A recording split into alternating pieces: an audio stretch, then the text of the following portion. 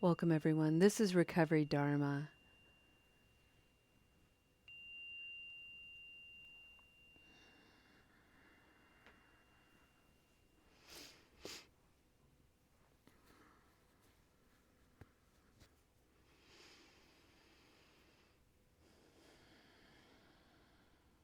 As we end our month-long exploration and practice of grief, looking at grief, being with grief, understanding grief, holding grief, resting in peace related to grief, we end on a blessing. And this blessing might land as ironic and certainly paradoxical, and that is the intention. And the blessing is the invitation of uncertainty.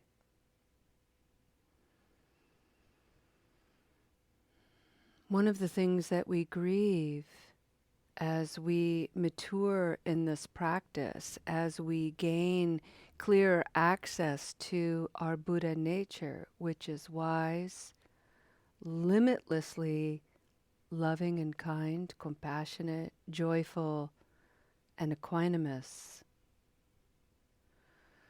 we begin to understand that our grasping for control, our grasping for knowing, causes us enormous grief, because so much of our lives and so much of reality is a great deal of space where the unknown is our companion.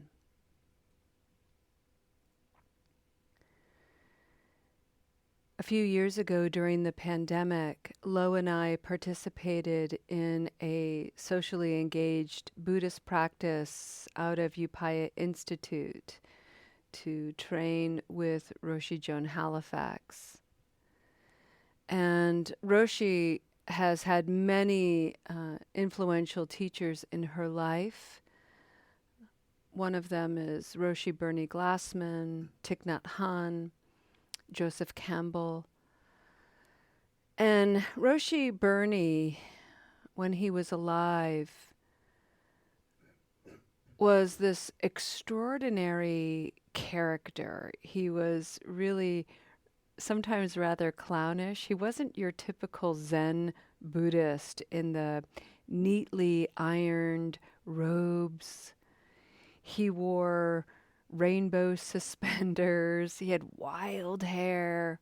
But one of the things that he did as a devoted practitioner to social engagement was he would bring people to Auschwitz and Dachau.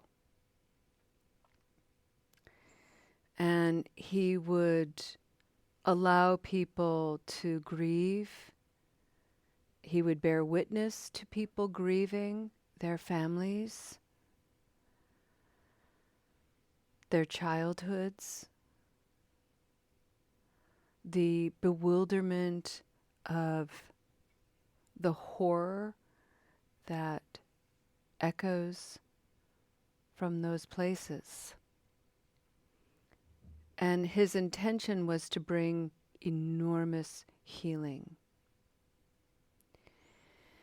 And one of the things that he did and that he taught, which Roshi taught Lo and I was profoundly moved by this particular meditation, was to sit quietly and ask questions and allow the questions to be completely random.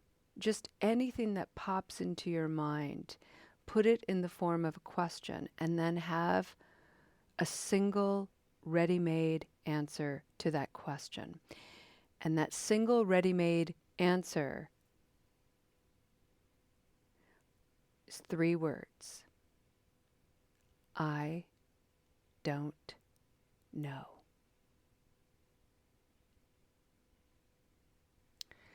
What's going to happen this afternoon? I don't know. Is the meeting I'm going to have going to go my way? I don't know. Are the test results I'm worried about going to be negative? I don't know. Is my relationship to my loved one going to find healing and connection? I don't know. Will the cravings ever cease? I don't know. Will there ever be a day where I finally get my shit together? I don't know.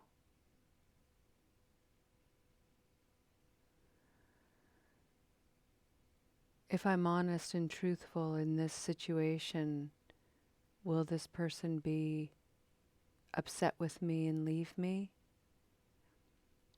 I don't know.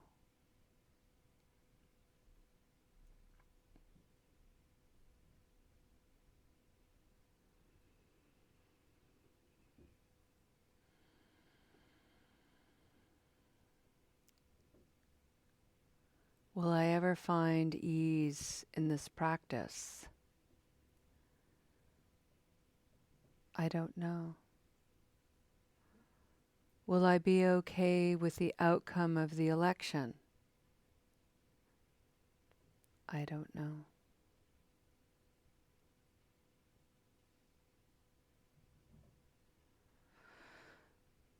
Friends, we're going to enjoy some silence whereby you can ask yourself, allow your mind the freedom and the creativity to just wander the spectrum of your experience and just allow questions to pop in and out, but answer them every single time with I don't know.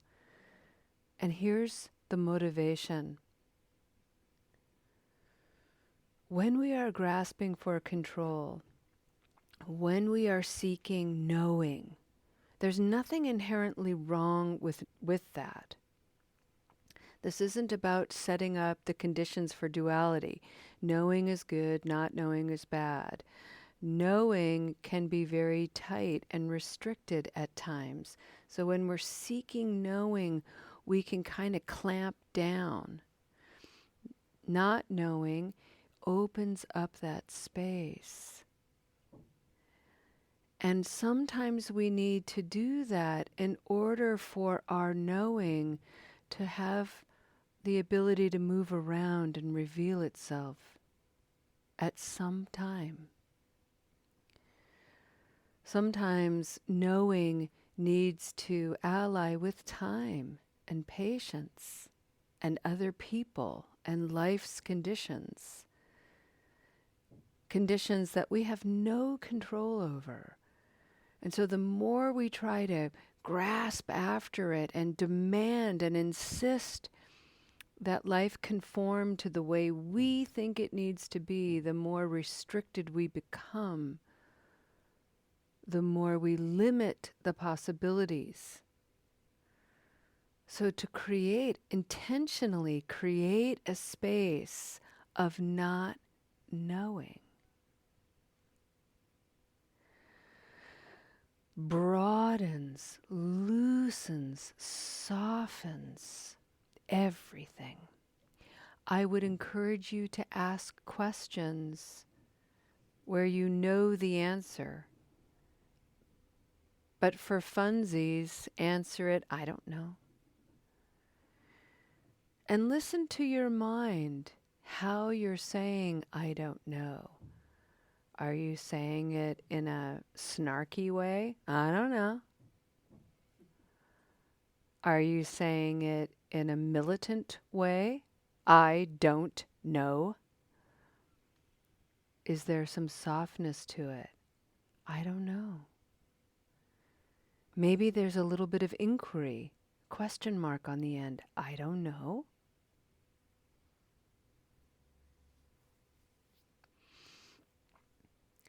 Play with creating space for uncertainty, for not knowing. There, the qualities and virtues of humility, presence, wisdom will flourish.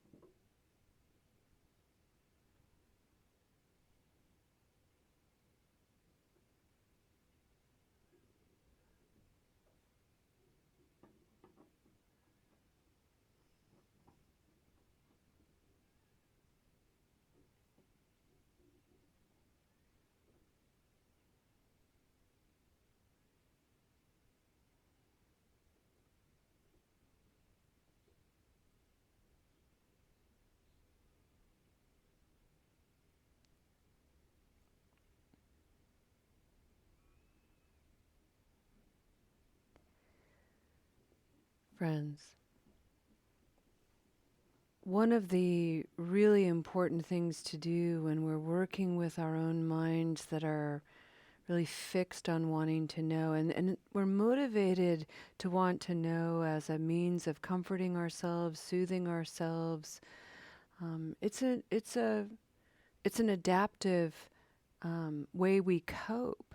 So again, it's not about making an enemy of that particular habit energy. It's simply about reminding it that we can't always know what's out there. We have to practice patience. We have to wait sometimes, and that can be really insufferable because if you're like me, I just kind of grind my teeth and I'm like, oh, I just want to know.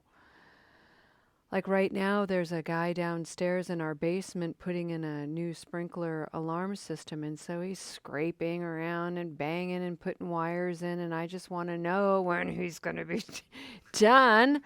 Ah, and I have no idea. And so I remind myself in a very soft and gentle way, you know, Julie, darling, I know you want to know this, and you don't know. I don't know. And it's okay.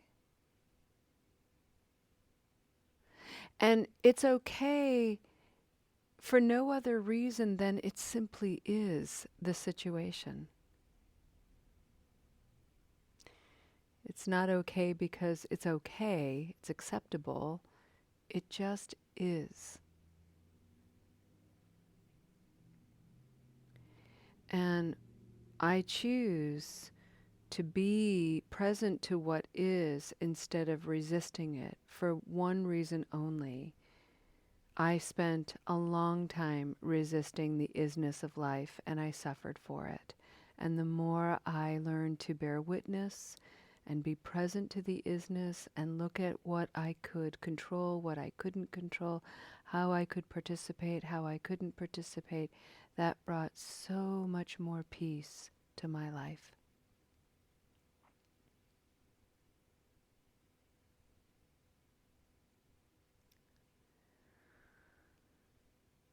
On this wonderful Samhain Halloween, as the ancient people celebrated this time where the transition between life and death was so narrow, so thin. This was the celebration, the beginning of the celebration of souls and sainted people, people who've gone ahead and paved the way, and people who continue to look out for us and love us well.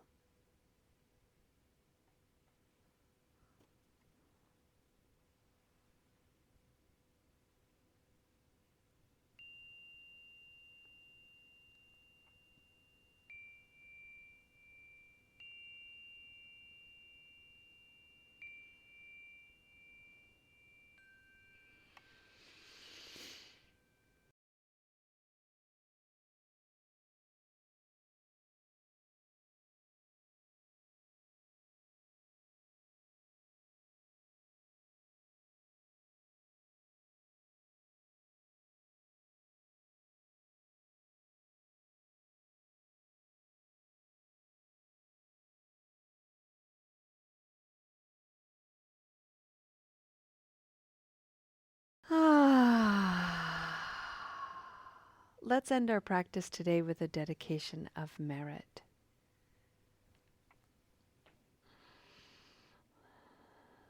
Oh, we meet tomorrow, friends, at 11:30 a.m. online, and we'll start a new practice, a new theme for the month of November, and this is the cultivation of generosity.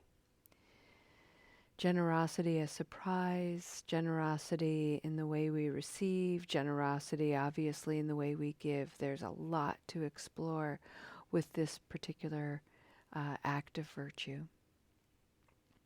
But for now, let's return to the body, let's return to the mind, let's return to this moment and breathe in the goodness of our time today. And as we go into the rest of our day, as we go into Halloween, as it's celebrated in the West, it is a holiday designed to sweeten the nature of reality, which is with life there is death. And one of the things that we do is we celebrate the ghoulishness of this time, the decay of this time. We're really trying to get closer to the reality of death and dying and grief. And one of the comforts that is marketed to us is to just get a whole bunch of dopamine going with all that delicious sugar. There are very few candies I've met that I don't love. So I'm the perfect person to market to. Regardless, in this time of tumult and in this time of confusion, may you continue to rest in peace. May you find strength in your practice. May you find joy in your connections. May the benefits you gain here extend outward and wrap around your family, your friends, your whole communities. And in that way, may they too know the power of your love. Thank you for your beautiful practice today, friends. We'll see you next time. Namaste.